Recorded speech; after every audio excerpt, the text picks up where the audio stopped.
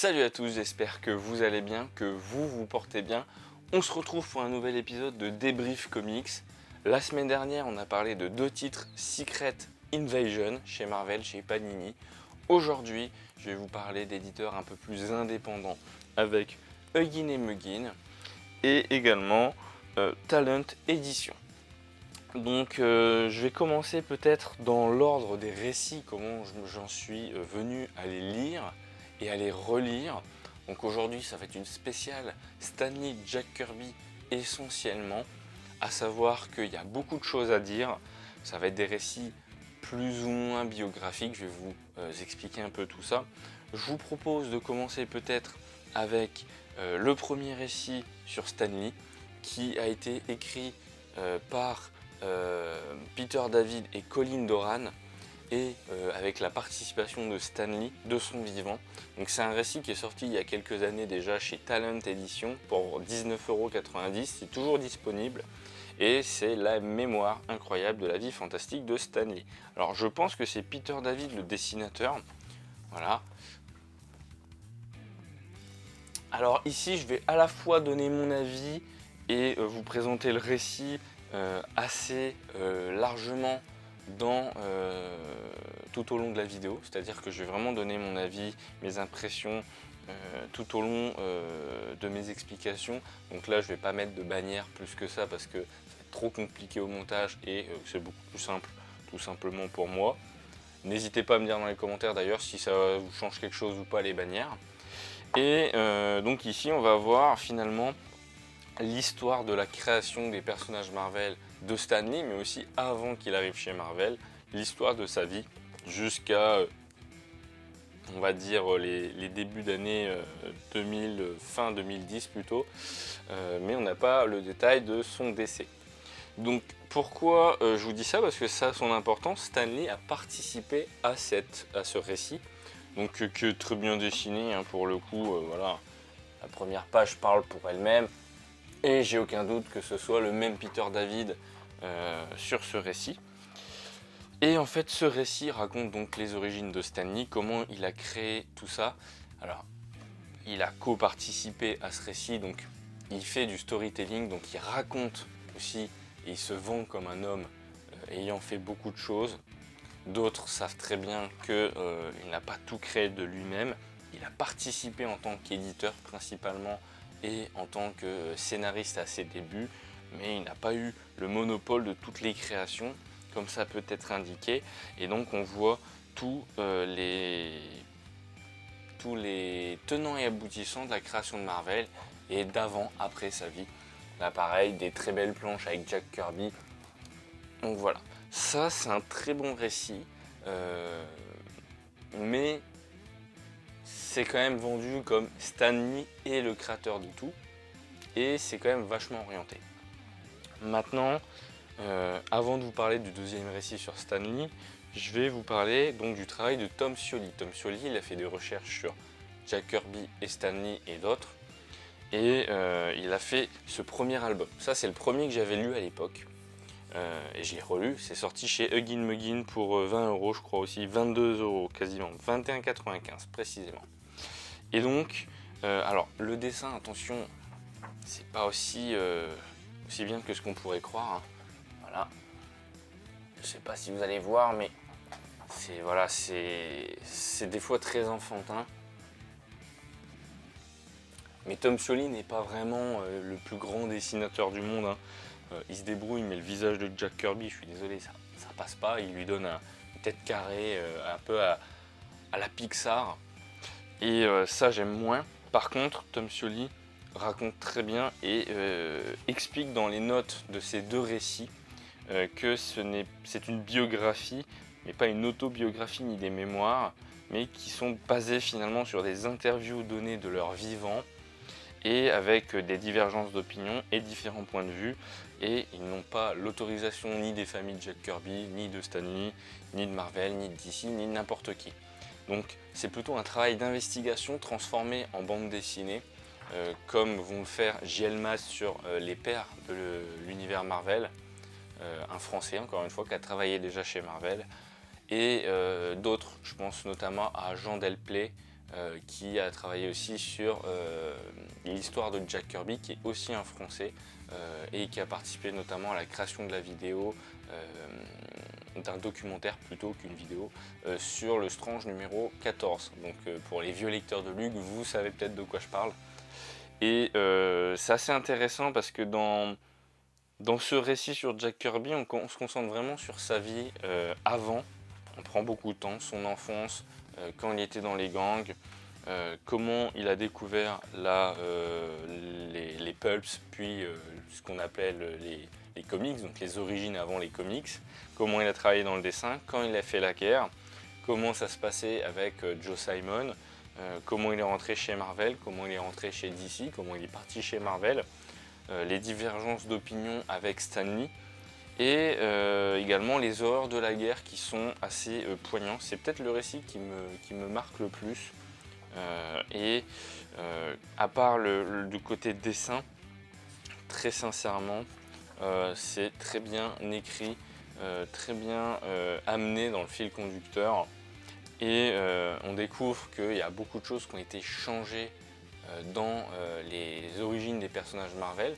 Comme je les ai aussi en comics, alors là vous les voyez pas, c'est les X-Men, mais juste au-dessus j'ai la collection Marvel les origines avec les premières histoires. Et en fait on découvre que Jack Kirby avait d'autres projets à la fois pour Spider-Man. Il avait déjà fait un premier trait avec The Fly, un personnage qui était un peu l'avant Spider-Man. Stan Lee effectivement a donné à Spider-Man le côté adolescent, ça faut lui laisser. Steve Ditko a finalement dessiné le récit, mais la première cover de Spider-Man, c'est bien Jack Kirby qui l'a fait. Ensuite, sur les personnages des 4 Fantastiques, notamment le surfeur d'argent, à la base, les plans de Jack Kirby pour l'histoire, et je parle pas que du dessin, c'est lui aussi. Sauf que Stan Lee a voulu s'approprier le personnage qu'il trouvait tellement génial que scénaristiquement il en a fait autre chose et l'a confié à John Buscema. Donc il y a plein de petites choses comme ça qui sont expliquées, je ne vais pas forcément rentrer dans le détail ni dans la polémique qui existe depuis des années. Lisez le livre, c'est vraiment très intéressant. Et après, donc je vous parle du dernier chez Huggin Muggin qui fait des Huggin et Menin, j'ai toujours du mal à le dire, et qui a fait donc Stan Lee, Une vie fantastique, toujours Tom Scioli au dessin. Alors le dessin, toujours pareil, hein, il y a des choses très bien, mais c'est du dessin simple. C'est pas ce qu'on peut lire dans des comics classiques. Et ici, pareil, on a quelque chose de, à mon sens, beaucoup plus honnête que dans le premier que je vous ai parlé. Et on voit aussi les divergences d'opinion avec Jack Kirby et la mauvaise foi que pouvait avoir Stan Lee. Alors attention, hein, il y a une polémique en ce moment où effectivement il a été maltraité à la fin de son grand âge. Et l'utilisation de la personne, malgré qu'elle soit une bonne ou une mauvaise personne avec les artistes, ne mérite pas d'être maltraitée parce que c'était une icône de chez Marvel. Et ça, par contre, attention, je suis dithyrambique. L'utilisation d'une personne âgée jusqu'à épuisement, c'est inhumain. Bon, ça, c'est un petit sujet à part. Donc, comment j'en suis revenu à lire ça? C'est que ça, c'est sorti. Donc, comment j'ai fait? C'est que j'ai lu ça, d'abord. Ensuite, j'ai lu ça. Donc là, j'avais une version beaucoup plus terre à terre. Et ici, on sent que c'est beaucoup plus du storytelling et une mise en avant de Stan Lee comme le créateur. Ce que j'aime un peu moins. Ici, ça a été sorti bien après et quand Stan Lee était déjà décédé. Donc, il y a un côté beaucoup plus transparent avec des témoignages qui ne lui appartiennent pas uniquement à lui. Des choses très intéressantes sur Stan Lee, qui a fait quand même des choses chez Marvel. Hein. Et après, je me suis remis sur le livre sur Jack Kirby. Et pour vous donner un avis global, celui-ci, disons que c'est bien si vous voulez commencer à savoir des choses, mais en complément, lisez celui-ci qui est un peu plus honnête, qui n'est pas coécrit par la personne concernée, et donc qui permet d'avoir un autre point de vue. Alors ça fait un peu doublon parce qu'il y a des anecdotes qui sont assez similaires sur leurs origines, forcément. Et après, là où ça fait beaucoup moins doublon, bah voilà, vous avez le roi des comics, Jack Kirby, la vie extraordinaire du roi des comics Jack Kirby, qui est vraiment un récit poignant. À l'époque, j'avais déjà passé un très bon moment, j'ai pleuré sur ce livre, tellement c'est touchant. par ce qui est raconté, notamment les récits de guerre, mais aussi les difficultés, aussi pour Stan Lee, attention. C'est des gens qui ont vécu des choses qui n'étaient déjà pas des gens de notre époque, qui se sont battus pour des idéaux, chacun à leur manière, et qui en ont bavé bien plus que d'autres. Alors Stan Lee un peu moins financièrement parce qu'il a fini par gagner des millions, et Jack Kirby a souffert de beaucoup de choses.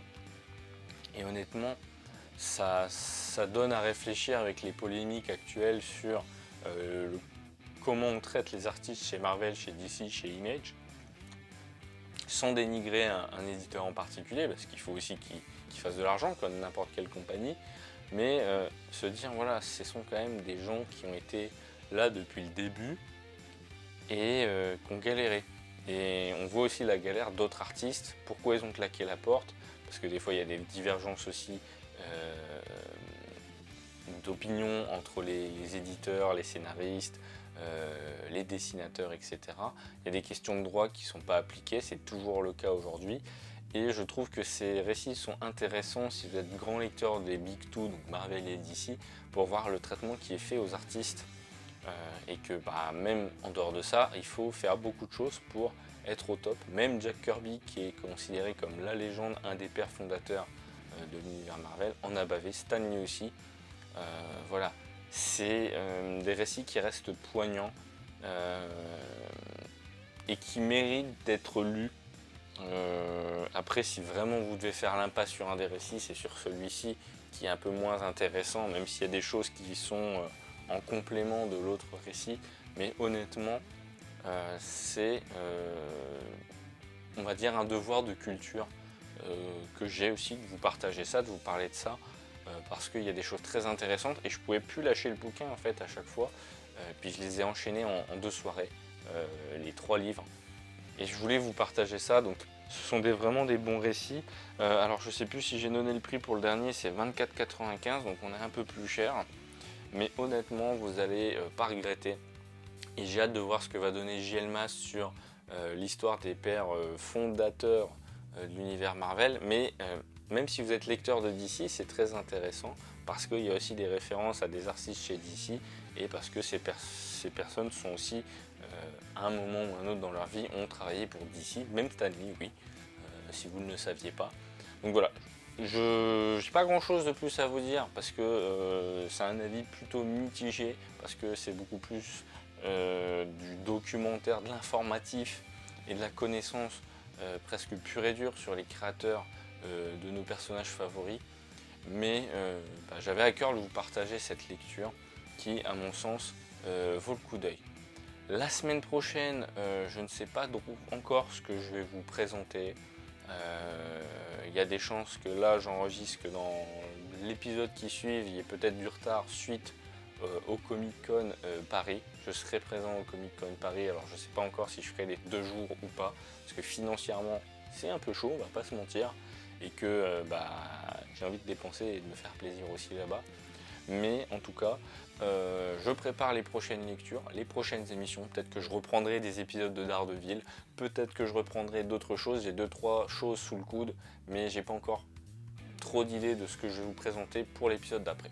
Allez, sur ce, je vais conclure. Prenez soin de vous, lisez du comics, faites-vous plaisir. N'hésitez pas à me dire dans les commentaires ce que vous avez pensé de ces 3 bouquins, si vous les avez lus, si vous en avez lu un seul ou plusieurs. Et également, prenez du plaisir à lire. On se dit à très bientôt. Ciao!